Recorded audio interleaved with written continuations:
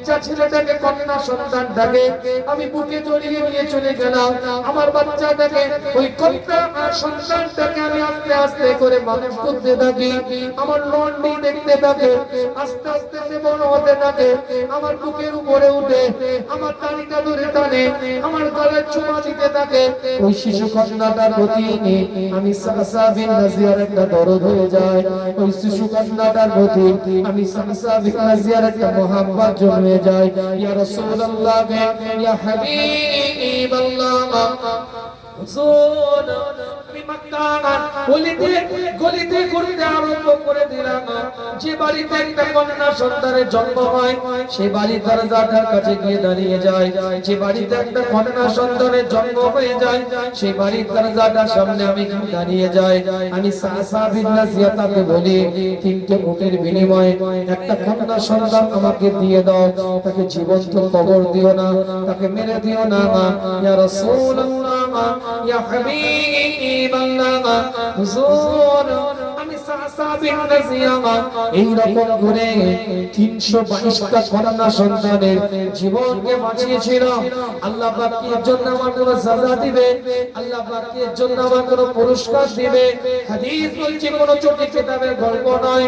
আল্লাহর নবী, আল্লাহর রাসূল হুজুর আকরাম সাল্লাল্লাহু আলাইহি ওয়াসাল্লাম উঠে দাঁড়িয়ে যায়। হুজুরের চোখ দিয়ে পানি ফোঁটাটা গড়িয়ে যায়। সাসা বিন নাজিয়াকে বুকের সাথে জড়িয়ে নেয়, কপালে ছোঁয়া দিতে দিতে বলতে থাকে, এ সাসা বিন নাজিয়া, জাহলিয়াতের কোনো কর্মের কারণে, অজ্ঞতার যুগে কোনো কর্মের কারণে আল্লাহ পাক কোনো জাযা দেয় না, কিন্তু আমি রাসূলুল্লাহ সাল্লাল্লাহু আলাইহি ওয়াসাল্লাম জানিয়ে দেই, তোমার ওই কর্মের কারণে, তোমার ওই কাজের জন্য আল্লাহ পাক তোমাকে ঈমান নামক দৌলত দান করেছে। আর এই ঈমান থাকার কারণে আমি রাসূলুল্লাহ সাল্লাল্লাহু আলাইহি ওয়াসাল্লাম জানিয়ে দিই, আমি যে জায়গায় জান্নাতে অবস্থান করব তুমিও ঠিক একই জায়গায় জান্নাতের মধ্যে অবস্থান করবে।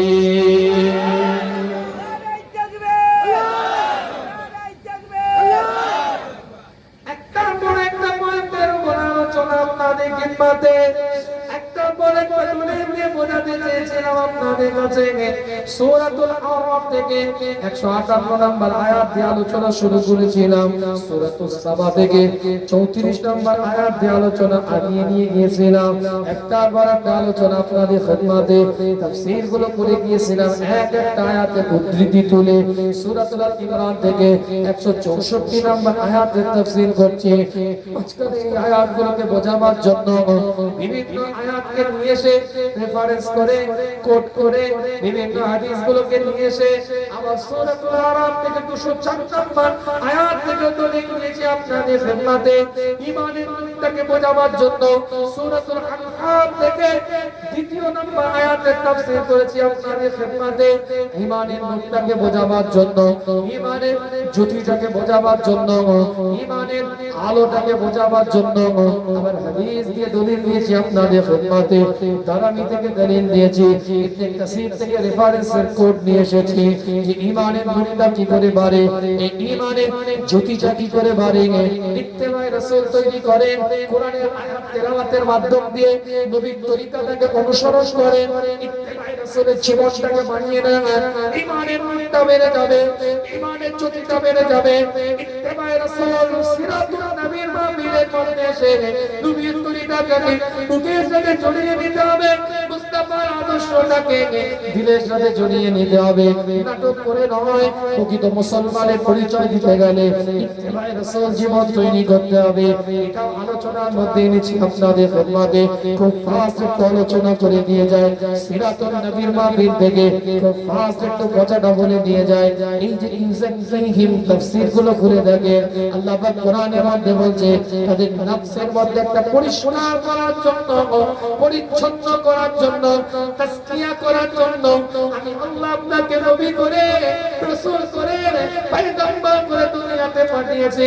রাসূলুল্লাহ সাল্লাল্লাহু আলাইহি ওয়াসাল্লাম পৃথিবীর মধ্যে আসলেন। আল্লাহর নবী বাকি জীবনের মধ্যে 13 বছর হুজুর কাটিয়ে দিলেন।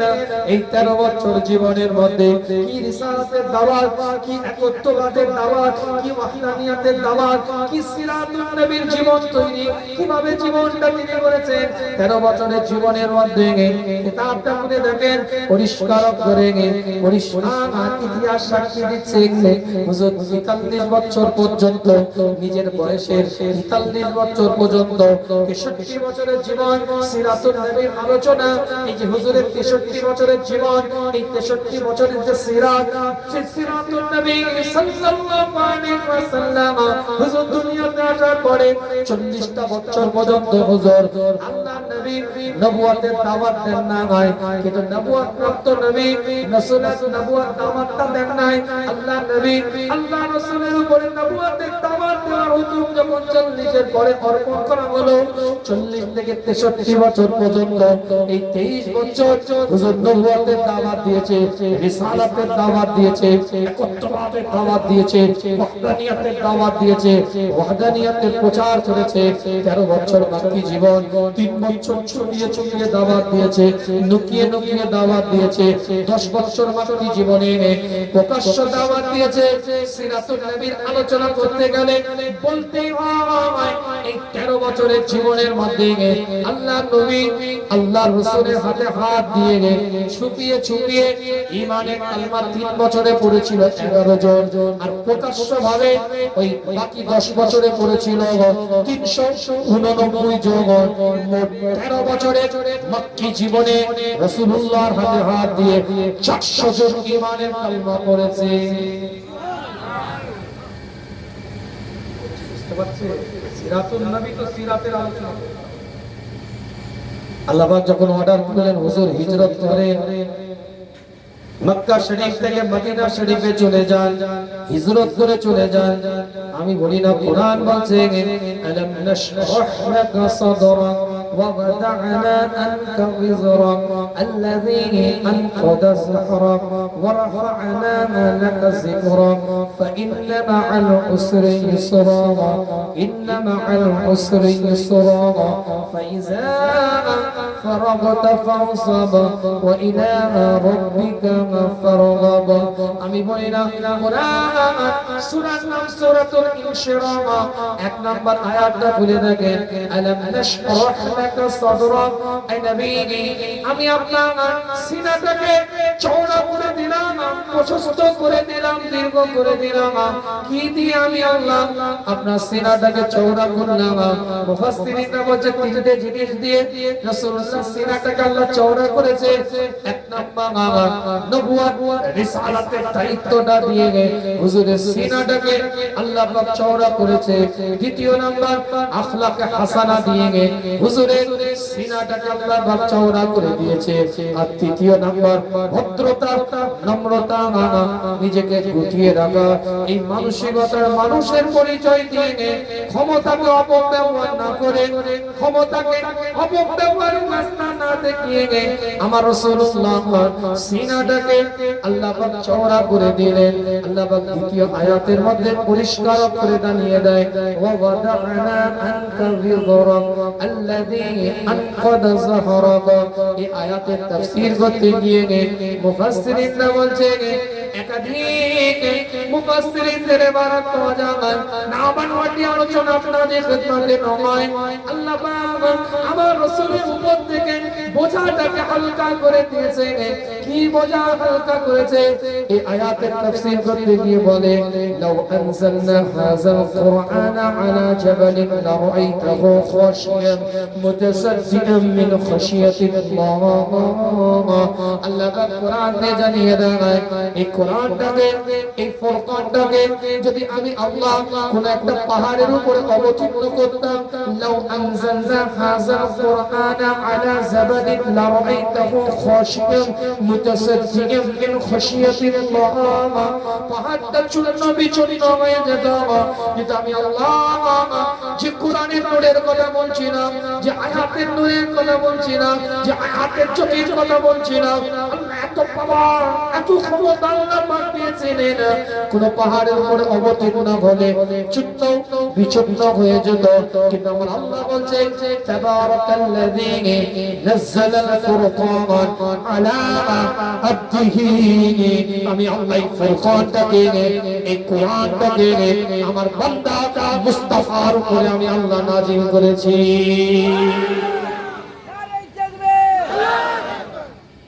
জোরে বলবেন একটু জোরে বলা যাবে না আপনাদের কাছে ওই আপনার মাশাআল্লাহ কমেডিয়ান বক্তাই ঠিক আছে কোরআন হাদিস শোনার রুচি তৈরি করে নাটক করা বক্তাই ঠিক আছে ইল্লাল জার্সি কালারে জামা পরেছে হই হই করবে ও বক্তাই ঠিক আছে হাতা নেই মাথা নেই লেজ নেই ঠ্যাং নেই খালি শরীর দুলবে ও বক্তাই ঠিক আছে আর নালে গরম গরম এই ঝাড়ের বাঁশ ও ঝাড়ে ঠেকিয়ে দিবে ও ঝাড়ের বাঁশ এখানে এসে লাগিয়ে দিবে ঠিক আছে উঁচা তকবীর দিয়ে বাপ রে বাপ বলে ফেটিয়ে দিয়ে চলে যাবে একটা একটা কট্টু করে কোরআনের আলোচনা করে যাচ্ছে এখনো জবান দিয়ে সুবহানাল্লাহ বের হবে কথা ঠিক বলছি কট্টু কট্টু আলোচনা করছে একটা তিন একটা সুতো এদিক ওদিক করে এখনো চিমটি কেটে যেতে হচ্ছে দিন বুঝে ইসলাম বুঝে শরিয়তের রীতি নীতি আদর্শ নিয়ম সিরাতুন নবীর মাহফিল নবী সিরাত বাড়ি পর্যন্ত নিয়ে যেতে হবে না না শুধু চাবারুকের প্যাকেট নয় তবে সিরাতুন নবীর মাহফিল রাসূলের আদর্শ বাড়ি পর্যন্ত নিয়ে যেতে হবে সরকারে কায়নাতের রীতিমালা বাড়ি পর্যন্ত নিয়ে যেতে হবে মদিনা দুলালের সুন্নাত বাড়ি পর্যন্ত নিয়ে যেতে হবে ইমামুল মুরসালিনের রীতিমালা বাড়ি পর্যন্ত নিয়ে যেতে হবে তবে সিরাতুন নবীর মাহফিল সব বেকার সব বেকার যে কথা বলতে গিয়ে আপনাদের খেদমতে এতগুলো আয়াত তেলাওয়াত করেছি আল্লাহ কোরআন দিয়ে বলছে ওয়ারাফা'না লাকা যিকরাক আমি আল্লাহ আমার রাসূলের জিকিরকে আলা মাকাম দিয়ে দিয়েছি আলা মর্যাদা দিয়ে দিয়েছি পরিষ্কার কোরআনটার ভাষার মধ্যে দিয়ে জানিয়ে দেয় আমার রাসূলুল্লাহ সাল্লাল্লাহু আলাইহি ওয়াসাল্লাম যখন বলা হলো হুজুর আপনি মক্কা পরিত্যাগ করে দেন মদিনাতুল মুনাওয়ারায় চলে যান হুজুর আপনি মক্কাটাকে পরিত্যাগ করে দিয়ে মদিনাতুল মুনাওয়ারার দিকে রওনা দিয়ে দেন আল্লাহ নবী মুহাম্মদুর রাসূলুল্লাহ সাল্লাল্লাহু আলাইহি ওয়াসাল্লাম একটু চিন্তিত সবাই আমার কাছে নেই 40 বছর ধরে এরাই সার্টিফিকেট দিয়েছে কাফের হতে পারে মুশরিক হতে পারে বেদিন হতে পারে অন্য স্বজাতির মানুষ হতে পারে আমার ধর্মকে মান্যতা নাও দিতে পারে একত্ববাদের উপর ঈমান নাও আনতে পারে মুহাম্মদুর রাসূলুল্লাহ সাল্লাল্লাহু আলাইহি ওয়াসাল্লাম আমাকে নবী বলে নাও মানতে পারে কিন্তু এরা সবাই এক বাক্যে বলেছে আল আমিন সত্যবাদী এরা সবাই এক বাক্যে বলেছে বিশ্বাসী as-সাদিক সত্যবাদী আল আমিন বিশ্বাসী এরা সবাই এক বাক্যে বলেছে তাদের সামনে যখন আমি কোরআনের দাওয়াতটা দিলাম শরীয়তের দাওয়াতটা দিলাম ইসলামের দাওয়াতটা দিলাম এই 13 বছরে মোট 400 জন ঈমানের কালমা পড়লো আজ আল্লাহ এরা করেছে মক্কা পরিত্যাগ করে দিতে হবে মদিনাতুল মুনাওয়ারায় চলে যেতে হবে হিজরত করতে হবে কেউ চেনে না কেউ তো জানে না কেউ তো আমাকে দেখে না কেউ তো আমার পরিচয় পরিচিতি কিছু জানলেও কিন্তু আমাকে তো কেউ কোনোদিন দেখে নাই এরা সব কিছু জানার পরেও এরা যদি 13 বছরে 400 জন ঈমানের কালমা নিয়ে আসে ওখানে তো আরো কষ্টকর হয়ে যাবে সেখানে তো দাওয়াত দেওয়া আরো কষ্টকর হয়ে যাবে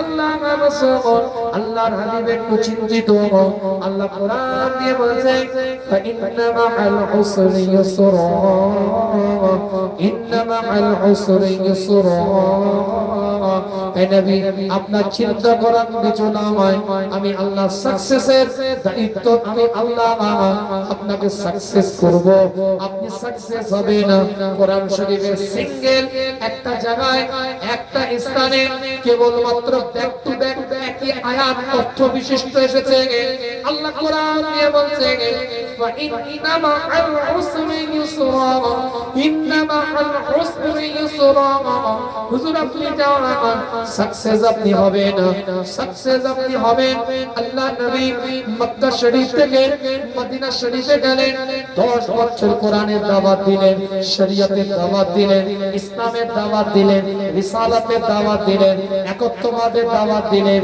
নবী মুহাম্মদুর রাসূলুল্লাহ সাল্লাল্লাহু আলাইহি ওয়াসাল্লাম রিসালাতের পাট্টাটা 10 বছর ধরে মদিনাতুল মুনাওয়ারার বুকে হুজুর ফুটিয়ে তুললেন এই 10 বছরে আল্লাহ এমন সাকসেস করলেন এমন আল্লাহ আমার উত্তীর্ণ করলেন রাসূলুল্লাহকে সাল্লাল্লাহু আলাইহি ওয়াসাল্লামকে এই 10 বছরে 1,34,600 জন ঈমানের কালিমা পড়ে মুসলমান হয়ে গিয়েছিল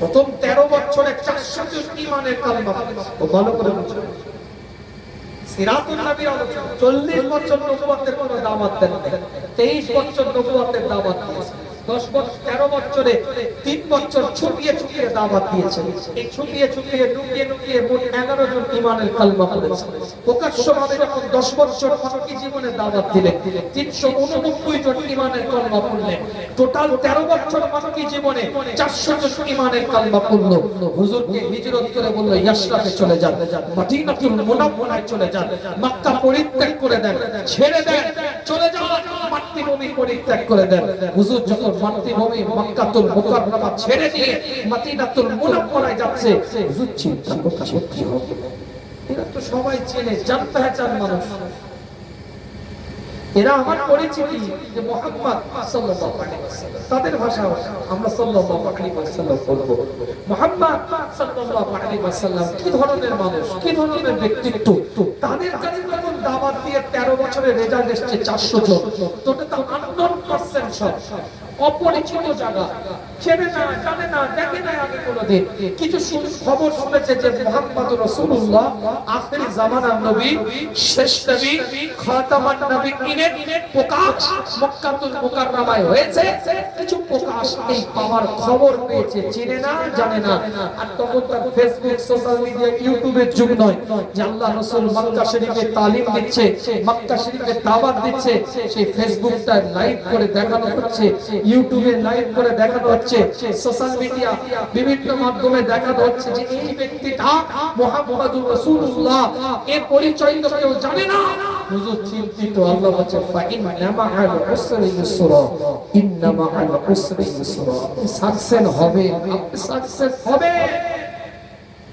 আল্লাহ এমন সাকসেস করলেন 13 বছরের জীবনের পরে 10 বছর মক্কি জীবনে একটা দুটো লোক নয় 1,24,600 জন টোটাল 1,25,000 সাহাবার মধ্যে 1,24,600 জন ঈমানের কালিমা পড়ে মুসলমান হয়ে গেছে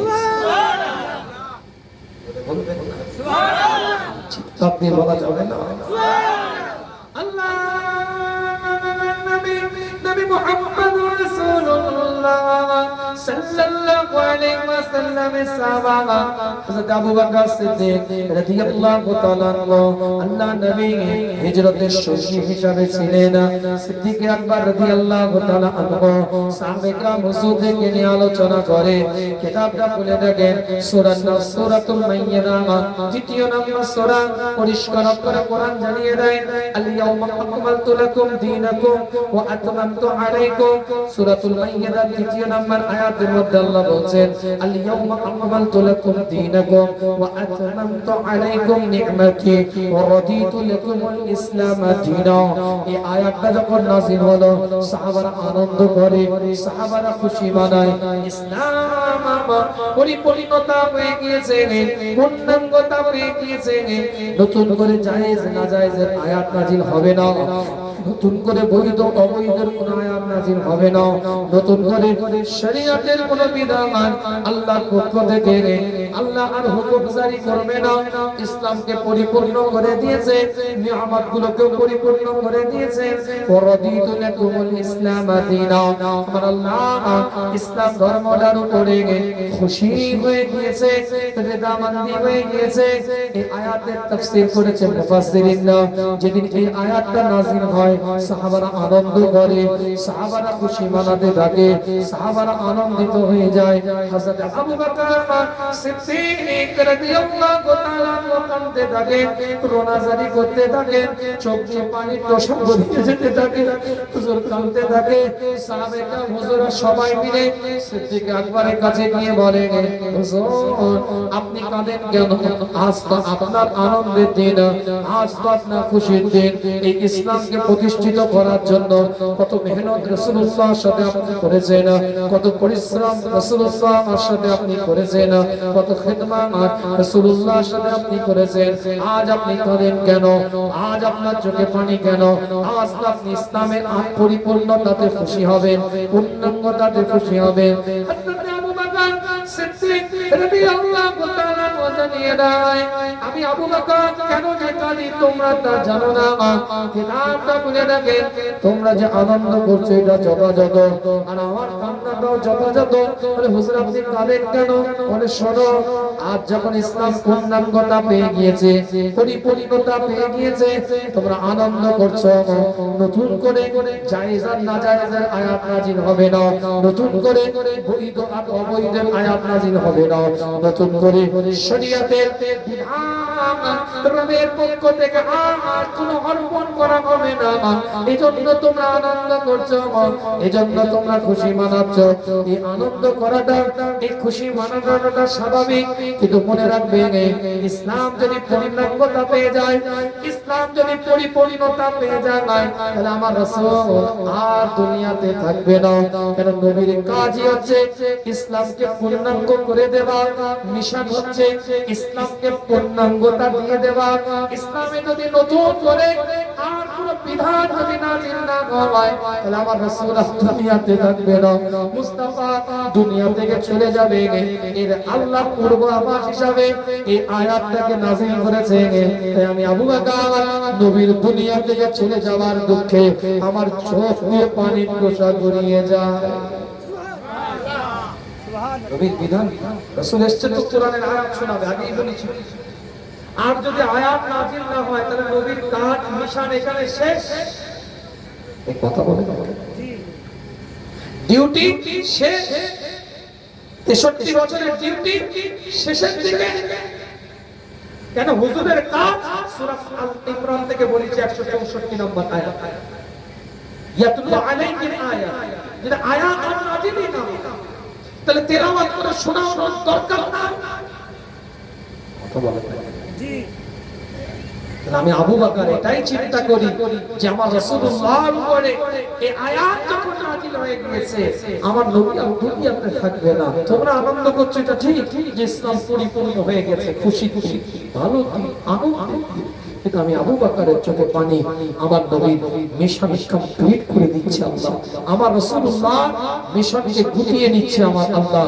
হুজুর দুনিয়াতে থাকবে না, ইসলাম পরিপূর্ণ।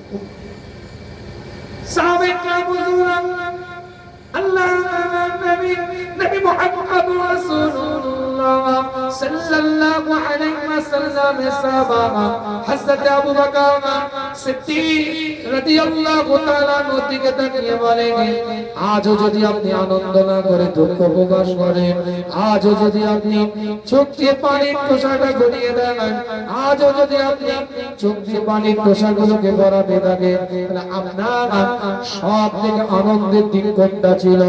আপনার সব থেকে খুশির দিন কোনটা ছিল? কোন দিনটাতে আপনি সব থেকে আনন্দ করেছিলেন, খুশি মানিয়েছিলেন?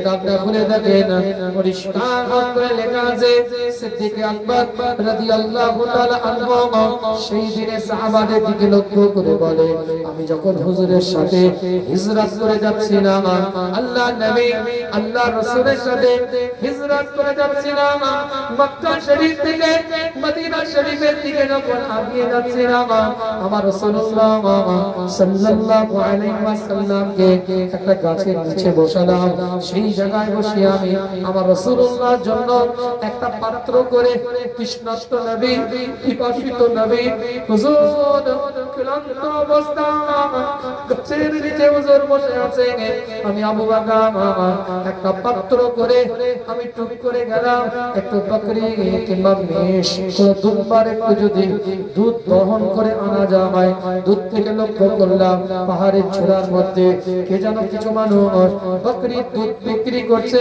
আমি তাদের কাছে গেলাম আমি তাদের কাছে গিয়ে বললাম একটু দুধ এই পাত্রতে দিতে হবে কিন্তু পাত্রটা ধোয়ার প্রয়োজন বোধ মনে করলাম তারা আমাকে দূরে একটা কুয়া দেখিয়ে দিল সেখানে গিয়ে আমি পাত্রটা ধৌত করছি পাত্রের মধ্যে পানিটা তুলেছি আমি আবু বকর তৃষ্ণার্ত আমি আবু বকর পিপাসিত আমি আবু বকর ক্লান্ত ওই পাত্রের পানিটা গালের মধ্যে দিতে যাব হঠাৎ করে আমার মনে হলো আমার রাসূলুল্লাহ সাল্লাল্লাহু আলাইহি ওয়াসাল্লাম এখনো পর্যন্ত তৃষ্ণার্ত এখনো পর্যন্ত পিয়াসী অবস্থায় আছে এখনো পর্যন্ত ক্লান্ত অবস্থায় বসে আছে আমি আবু বকর পানি থেকে পান করব এটা মহব্বত নয় এটা ভালোবাসা নয় এটা আদব নয় আমি পাত্রের পানিটা ফেলে দিলাম পাত্রতে দুধটা নিয়ে হুজুরের জন্য দৌড়াতে আরম্ভ করলাম আমি নবী মুহাম্মদুর রাসূলুল্লাহ সাল্লাল্লাহু আলাইহি ওয়াসাল্লামের কাছে যখন ওই দুধটা নিয়ে গেলাম হুজুরকে দুধের পাত্রটা হাতের মধ্যে তুলে দিলাম হুজুরের হাতের মধ্যে দুধের পাত্রটা ক্লান্ত অবস্থায় দুর্বল অবস্থায় তৃষ্ণার্ত অবস্থায় পিপাসিত অবস্থায় নবী করিম সাল্লাল্লাহু আলাইহি ওয়াসাল্লাম যখন দুধের পাত্রটা দিয়ে দুধটা পান করছে হুজুরের গলার কাছটা ঠোক গেলার জায়গাটা নাড়াচাড়া করে আমি আবু বকর দেখতে পাই আমি আবু বকরের জন্য ওই দিনটা জীবনের সব থেকে আনন্দের দিন ছিল তৃষ্ণার্ত নবীকে পিপাসিত রাসূলকে আমি পাত্র ভরা দুধ পান করাতে পেরেছিলাম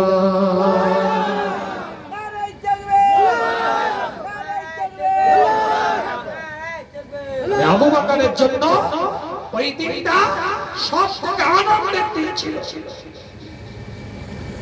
কত সহজ কুয়ার কাছে গেছে পাত্রে পানি নিয়েছে দেখেছে তৃষ্ণার্ত নিজে পিপাসিত ক্লান্ত কেন দু চার ঢোক গিলে দিয়ে তো যাবো তো নবীর জন্য একটু দুধ নিয়ে যাবো অসুবিধা কি আছে এটা আমি খেয়ে নিই তখন আমরা এই সময় হলে আমরা ফতোয়া দিতাম জান বাঁচানো ফরজ মুহাব্বত তো আছে কিন্তু জান বাঁচানো কথা বলে আমরা হলে ফতোয়া দিতাম জান বাঁচানো ফরজ তাই একটু ঢোক দিলে পানি খেয়ে নিয়ে কি হয়েছে রাসূলের জন্য তো পানি নিয়ে যাবে হযরত আবু বকর সিদ্দিক রাদিয়াল্লাহু তাআলা আনহু বলছে ওই পাত্রের পানিটাকে আমি কুয়াতে ফেলে দিলাম পাত্রটা নিয়ে যেখানে বকরি দুধ দহন করছে সেখান থেকে বকরি দুধটাকে নিলাম রাসূলুল্লাহর জন্য নিয়ে গেলাম হুজুর ওই দুধটা পান করছে আমি আবু বকর সিদ্দিক রাদিয়াল্লাহু তাআলা আনহু দেখছি হুজুরের গলার কাছটা ঢোক গিলার জায়গা ঢোক গিলে একটু নাড়াচাড়া করে না আবু বকর সিদ্দিক রাদিয়াল্লাহু তাআলা আনহু বলছে যত নাড়াচাড়া করছে আমার অন্তরের মধ্যে তত আনন্দ বাড়ছে জোরে বলবেন আরো জোরে একটু বলবেন এত খেটে এত পরিশ্রম করে বছর আপনারা একটু সাথ দিলেন না আপনারই তো পীরের আওলাদ আপনার গ্রামে এসেছে কথা ঠিক আপনারই তো দাদা পীরের একটা ফোন আপনার গ্রামে এসেছে কি আলোচনা করলাম কি নসিহত করলাম কি বক্তব্য দিলাম ভালো লাগলো কি লাগলো না সমীক্ষা কালকে করবেন আজ আপনার গ্রামে আপনার পাড়ায় আপনার মহল্লা আপনার এলাকায় জানো সিলাই দ্বীন ইসলাম শরিয়ত কোরআন আল্লাহ আল্লাহ রাসূলের রীতি নীতি আদর্শ পেয়েছেন সেই দাদা পীরের খুনটা এসে বসে আছে। জি ঠিক কথা ঠিক এমন কিছু কথা বলছে না যে আপনার ঈমান ধ্বংস হয়ে যাবে। আল্লাহ পাক সকলকে কবুল করেন, সকলে বলেন আমিন। জোরে বলা যাবে না আমিন? কলিজা দিয়ে বলা যাবে না আমিন? দিল দিয়ে বলা যাবে না আমিন? আল্লাহ নবী মুহাম্মদুর রাসূলুল্লাহ সাল্লাল্লাহু আলাইহি ওয়াসাল্লাম সাহাবা হযরত আবু বকর সিদ্দিক রাদিয়াল্লাহু তাআলা আল্লাহ নবী আল্লাহ রাসূলের সঙ্গী হয়ে হিজরত করে মক্কা শরীফ থেকে হুজুর যখন মদিনা শরীফের মধ্যে প্রবেশ করছে, দূর থেকে সবাই দেখতে পায় 13 বছরের জীবন মক্কি জীবন শেষ করে হুজুরের নবুয়তের জীবনের পর থেকে মক্কি জীবনটা পরিত্যাগ করে রিসালাতের দাওয়াত দেওয়ার জন্য, একত্ববাদের দাওয়াত দেওয়ার জন্য, ওয়াহদানিয়াতের দাওয়াত দেওয়ার জন্য, আল্লাহ আল্লাহ রাসূলের দাওয়াতটাকে পৌঁছে দেওয়ার জন্য, একত্ববাদের দাওয়াত দেওয়ার জন্য আল্লাহ নবী নবী মুহাম্মদুর রাসূলুল্লাহ সাল্লাল্লাহু আলাইহি ওয়াসাল্লাম যখন মদিনাতুল মুনাওয়ারার মধ্যে প্রবেশ করছেন, দূর থেকে দেখতে পাচ্ছেন রাসূলুল্লাহর সাথে একজন সাহাবা, আল্লাহ নবী আল্লাহ রাসূলের সাথে একজন সাহাবা, দুজন ব্যক্তি আসছে, কিন্তু দূর থেকে বোঝা যাচ্ছে না কোনটা আবু বকর কোনটা রাসূলুল্লাহ সাল্লাল্লাহু আলাইহি ওয়াসাল্লাম। দূর থেকে বুঝতে পারছে না, উপলব্ধি করতে পারছে না দুজন ব্যক্তি হেঁটে হেঁটে আসছে, এটা বোঝা যাচ্ছে, কিন্তু কোনটা সিদ্দিক আকবর রাদিয়াল্লাহু তাআলা আনহু, কোনটা আমার রাসূলুল্লাহ সাল্লাল্লাহু আলাইহি ওয়াসাল্লাম, এটা বোঝা যাচ্ছে না। দূর থেকে কিতাবের রিওয়ায়াতের মধ্যে পাওয়া যায় হযরত আবু বকর সিদ্দিক রাদিয়াল্লাহু তাআলা আনহু নিজের মাথা থেকে নিজের হাত থেকে চাদরটাকে নিয়ে আমার রাসূলুল্লাহ সাল্লাল্লাহু আলাইহি ওয়াসাল্লামের মাথার উপরে ঠিক এইভাবে ছায়া করে ধরে রেখে দিয়েছে। মদিনাতুল মুনাওয়ারা প্রত্যেকটা মানুষকে জানিয়ে দিচ্ছে, মদিনাতুল মুনাওয়ারা প্রত্যেকটা ব্যক্তিকে জানিয়ে দিচ্ছে যে মাথার উপরে কাপড়টা ধরে আছে সে আবু বকর, জানার মাথার উপরে ধরে আছে তিনি সরকারে কায়নাত মদিনাতুল আলা ইমামুল মুরসালিন ইমামুল হুদা ইমামুল কিবলাতাইন হাবিব নবী তাবিব, এটা রাসূলুল্লাহ, এটা আকা, আর এটা আকার গোলাপ পৃথিবীর বুকে আজ পর্যন্ত নজির হয়ে আছে। আবু বকর সেদিনে মাথার হুজুরের কাপড়টাকে ধরে মদিনাতুল মুনাওয়ারা প্রত্যেকটা মানুষকে জানিয়ে দিয়েছে এটা আকা সরকার দো আলাম, আর এটা হুজুরের গোলাম আবু বকর হুজুরের সঙ্গী হয়ে মদিনার দিকে এগিয়ে যাচ্ছে।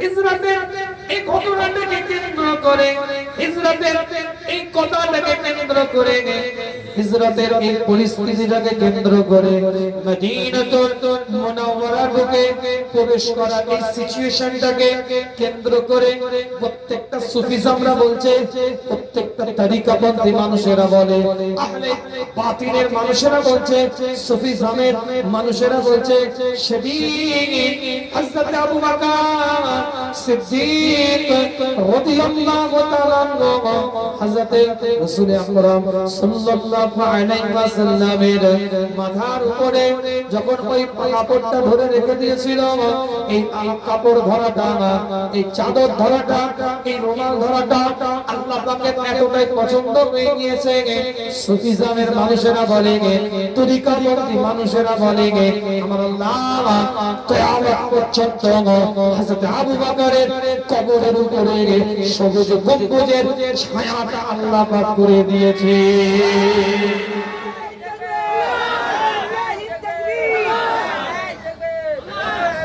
সেদিন আবু বকর নিজের চাদরটা দিয়ে মুস্তাফা সারে আকওয়াতটাকে সরকারে কায়নাতের মুস্তক মুবারককে ঢেকে রেখে দিয়েছিল। আবু বকর সিদ্দিক রাদিয়াল্লাহু তাআলা আমার আল্লাহর ওই কর্মটাকে ওই কাজটাকে এতটাই পছন্দ হয়ে গেছে।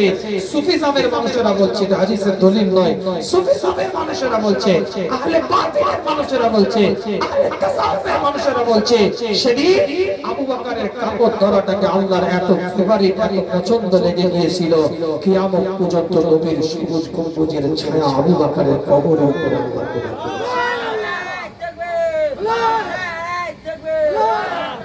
সিদ্দিক আকবর রাদিয়াল্লাহু তাআলা আনহু যখন ইন্তেকাল করলেন, ইন্তেকালের আগের মুহূর্তে, দুনিয়া থেকে চলে যাবার আগের মুহূর্তে নিজের সন্তানকে ডেকে বলে, আমি ইন্তেকালের পরে আমার লাশটাকে নিয়ে আমার রাসূলুল্লাহ সাল্লাল্লাহু আলাইহি ওয়াসাল্লামের বারগাহে যাবে। যাওয়ার পরে বলবে, হিজরতের সাথী আপনার দোস্ত, আপনার বন্ধু আবু বকর দুনিয়াতে নাই।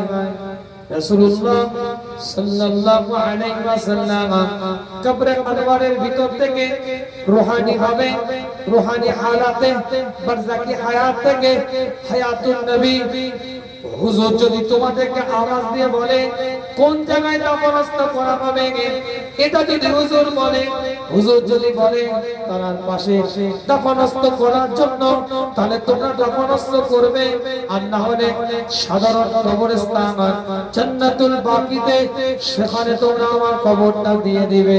ইন্তেকালের পরে একই নিয়ম অনুযায়ী ওসিয়ত মোতাবেক আল্লাহর নবী আল্লাহর রাসূলের বারগাহে সরকারে কায়নাতের দরবারে আওয়াজ দিয়ে বলতে থাকা হয়, বলা হতে থাকে, আবু বকর সিদ্দিক আকবর রাদিয়াল্লাহু তাআলা আপনার হিজরতের সাথী আর দুনিয়াতে নাই। হুজুর আপনি ইজাজত দিলে আপনার পাশে তাকে কবরস্থ করা হবে। আর না হলে তিনি বলেছেন জান্নাতুল বাকিতে তাকে কবর দিয়ে দেওয়ার জন্য পরিষ্কার করে হায়াতুন নবী রবের হুকুমে, মাওলার হুকুমে আলামে বারজাকি হায়াত থেকে সেদিন চিৎকার দিয়ে বলেছিল, আবু বকর আমার জান্নাত, আমার হিজরতের সাথী, আবু বকর আমার গারে সুরের সাথী, আবু বকর আমার সর্ব অবস্থান ইসলামের দাওয়াতের সাথী, কিয়ামত পর্যন্ত আমার কবরের সাথী হয়ে আমার পাশে আবু বকরকে কবর দেওয়া হবে। সুবহানাল্লাহ, সুবহানাল্লাহ। আহলে বাতিলের ব্যাপার প্রকাশ্য সব জায়গায় কি আলোচনা করা যায় না, তারপরে কথা প্রসঙ্গে বলে ফেললাম। আহলে তাসাউফের ব্যাপার বিশ্বাস না করলে গুনাহ আমার হয়ে যাবে। সব জায়গায় সব কথা বলি না, তারপরে বলে ফেললাম আজকে। আহলে বাতিলের ব্যাপার, আহলে তাসাউফের ব্যাপার, আধ্যাত্মিক শিক্ষার ব্যাপার। কেননা আমার রাসূল বলছে, যদি কেউ আমার কবরের মধ্যে, আমার রওদায়ে আতহার, আমি যেখানে ঘুমিয়ে আছি ওখানে যদি দাঁড়িয়ে যদি কেউ সালাম দেয়, সামি'তুহু, আমি নিজের কানে সাথে শুনতে পাই। হাদিস করতে পারবে না কেউ। শুধু তাই নয়, আমি তার সালামের উত্তরটাও দিই। সেই কানওয়ালা মানুষ যদি থাকে, মুস্তাফা সালামের উত্তর শুনতে পাবে। সব কাম তো সব জায়গায় শোনা যাবে না। কথা কিছু বুঝতে পারছেন? একজন মানুষ কানে কালা মেশিন লাগিয়েছে, মেশিনটা লেগে থাকে শুনতে পায় না, মেশিনটা না খুলে গেলে লাগানো থাকে না কানে, ব্লুটুথ হেডফোনের মতো কথা বলে না, ব্লুটুথ হেডফোনের মতো মেশিন লাগানো থাকে না। যুবকেরা তো বুঝবে ব্লুটুথ হেডফোনটা এই কানে মেশিন লাগানো আছে, শুনতে পাচ্ছে, মেশিন খুলে দিয়েছে আর শুনতে পাচ্ছে। এই যে মেশিন, এটা তো দেখা যাচ্ছে মেশিনটা, এই কান তৈরি করতে হবে, আভ্যন্তরীণ কান আছে, সেই কানের মাধ্যমে রাসূলুল্লাহর সালাম আওয়াজ শুনতে পাবে। এজন্য পীরানের তরিকাতে সোহবতে যেতে হবে। সে আমার আলোচনার বিষয়বস্তু আলাদা, ওদিকে আমি যাব না। আল্লাহ পাক কবুল করেন, সকলে বলেন আমিন। একটু জোরে বলা যাবে না আমিন? চিৎকার দিয়ে বলা যাবে না আমিন? যে কথা বলছিলাম, ইতাআতে রাসূল জীবন তৈরি করুন, ইতাআতে মুস্তাফা জীবন, সিরাতুন নবীর জীবন পেয়েছে, আদর্শ। কিতাবটা খুলে দেখেন, ফারুক আযমের মতো মানুষ হযরত ওমর ইবনে খাত্তাব রাদিয়াল্লাহু তাআলা আনহু নিজ সন্তানের সাথে কথাবার্তা বলছে। আল্লাহ নবী মুহাম্মদুর রাসূলুল্লাহ সাল্লাল্লাহু আলাইহি ওয়াসাল্লাম সাহাবা হযরত ওমর ইবনে খাত্তাব রাদিয়াল্লাহু তাআলা নিজ সন্তানের সাথে কথা বলছে। আল্লাহর নবী আল্লাহর রাসূল হাদিস নিয়ে আলোচনা করছে। হাদিস নিয়ে আলোচনা করতে করতে লক্ষ্য করে দেখে সন্তান কথা হাদিসে শুনছে ঠিকই, কিন্তু যতটা মনোযোগ দেওয়া দরকার ততটা মনোযোগ দিয়ে শুনছে না।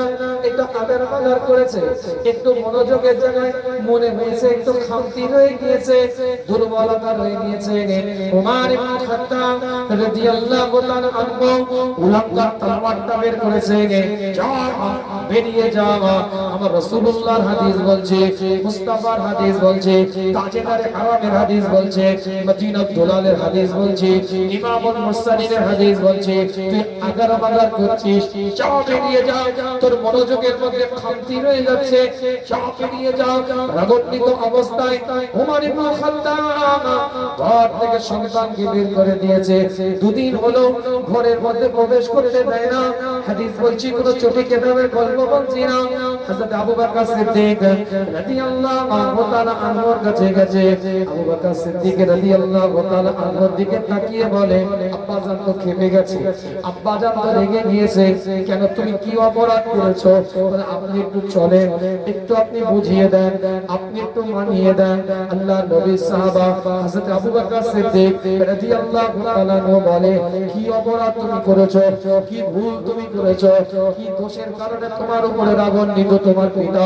সেই সময় হযরত ওমর ইবনে খাত্তাব রাদিয়াল্লাহু তাআলা আনহু সন্তান বলে, আব্বা হাদিস বলছিল রাসূলুল্লাহ সাল্লাল্লাহু আলাইহি ওয়াসাল্লাম, আমি মনোযোগ দিয়ে শুনছিলাম, কিন্তু আব্বা জানের মনে হয়েছে আমার মনোযোগের মধ্যে কিছুটা খামতি রয়ে গেছে, কিছু দুর্বলতা রয়ে গিয়েছে। সেই উলাঙ্গা তলোয়ার বের করে ঘর থেকে আমাকে বের করে দিয়েছে। একটু মনোযোগের একটু ব্যাঘাত ঘটার কারণে আমাকে ঘর থেকে বের করে দিয়েছে। আপনি যদি একটু যেতেন, আপনি যদি একটু বোঝাতেন, আমার সাথে যদি একটু কথা বলতো। হযরত আবু বকর সিদ্দিক রাদিয়াল্লাহু তাআলা আনহু আল্লাহর নবী সাহাবা হযরত আবু বকর সিদ্দিক আগিয়ে যাচ্ছে।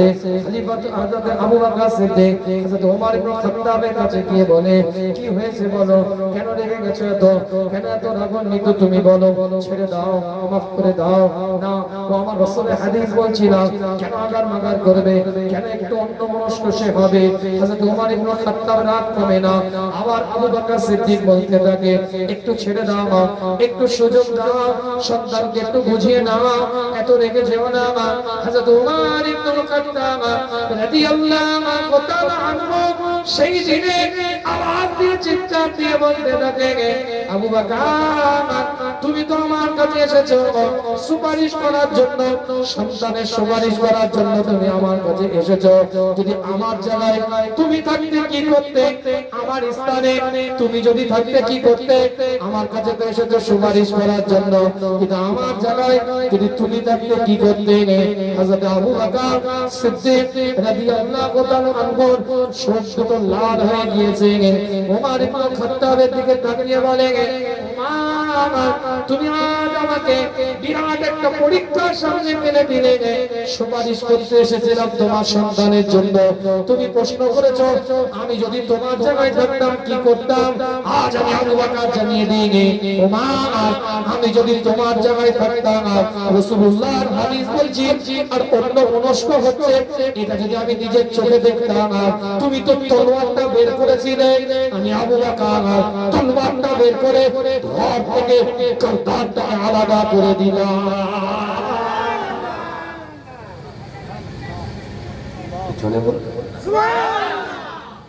আর সেই নবীর হাদিস, সেই আল্লাহর কোরআন বলে বলে বক্তাদের মুখ দিয়ে ফেনা উঠে গেল। এখনো উনি ফুচকার দোকান থেকে জলসায় বসতে বলতে পারেন। এ যদি বলে শাফাতের আশা করবে, তাহলে বাবা আমার ভুল হয়ে গেছে, আমাকে মাঠের বাইরে করে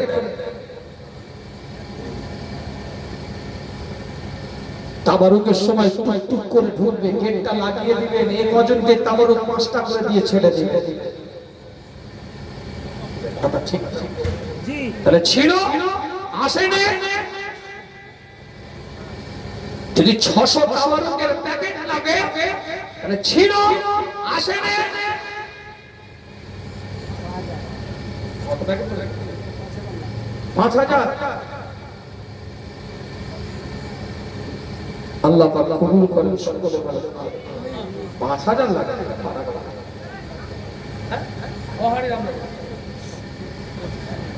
প্রতিশালী 5000 হয়। যাই হোক, আল্লাহ পাক কবুল করেন সকলে বলেন আমিন। আমার কথা বোঝা যাচ্ছে না বোঝা যায়? দ্বীন, ইসলাম, শরিয়া, কোরআন বুঝতে হবে, অভিনয় করার জায়গা না। পরবর্তী প্রজন্মটাকে তৈরি করেন, আমরা তৈরি করতে পারিনি, দুঃখ এই জায়গায়। আপনার বাপ আপনাকে তৈরি করে দিয়ে গিয়েছিল, তাই আজ আপনি এখানে এসে বসছেন। আপনার সন্তানটাকে আপনি তৈরি করতে পারেননি, তাই পাবজি নিয়ে বসছে, ফ্রি ফায়ার নিয়ে বসছে, ড্রিম ইলেভেন নিয়ে বসছে, গ্রামীণ সার্কেল নিয়ে বসছে, তাই তার হাতে পিত্তুল, তাস, লুডু, জুয়ার মতো নোংরা জিনিস তার হাতে উঠে গেছে। আমি যদি বিড়ি খাই, আমার সন্তানকে যদি বলি না গুটখা খাসনি, কথাটা কি মানসম্পন্ন হলো? আগে আমাকে বিড়ি ছাড়তে হবে, কথা বলতে হবে, তারপরে সন্তানকে গুটখা খেতে নিষেধ করলে কথাটা ওয়েট থাকবে। কথা কিছু বুঝতে পারছেন না? রাগ করছে না? আল্লাহ পাক কবুল করেন। প্রায় 1 ঘন্টা 45 মিনিটের কাছাকাছি যেটুকুনি আলোচনা করেছি, কতক্ষণ আলোচনা করে ইতাআতে রাসূলের দ্বারা জীবন তৈরি করে যান। এটাই কথা, এটাই আলোচনা। আয়াত পড়ার জন্য রাসূলুল্লাহকে পৃথিবীতে আল্লাহ পাক পাঠিয়েছে। এই আয়াত যদি আপনি আমি শুনে জীবন তৈরি করতে পারি, ঈমানের নূর তৈরি হয়ে যাবে। এটাই আলোচনা। যারা ইতাআতে রাসূল তৈরি করেছে, আল্লাহ তাদের মাকামকে বাড়িয়ে দিয়েছে। সেই সিরাতের করে কথা বলে বিদায় নেব আপনাদের খিদমত থেকে। আসেন সকলে রাসূলের সামনে দাঁড়িয়ে একটু সালাতু সালাম পাঠ করব। আগিয়ে এসে পরিবেশটা তৈরি করে ইয়া নবী